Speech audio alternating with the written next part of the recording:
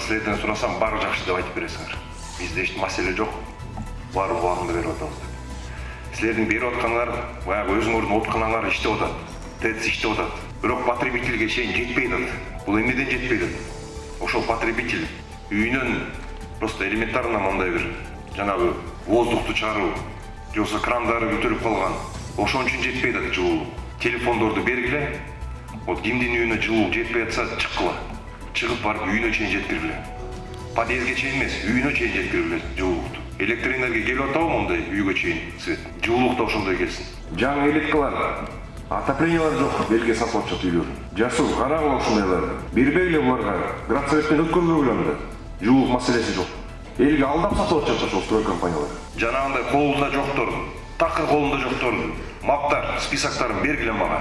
Бекер таратып берем аларга. 3 сом бюллетендан ала тургандардын да списогун даярдагыла, ушу малай муштерди. Такыр жоктордукун өзүнчө даярдап бергиле. Аларды мындай чечебиз. Бекер болсо дагы өзүбүз төлөсөк дагы ошолорго көмүрдү жеткирип берели.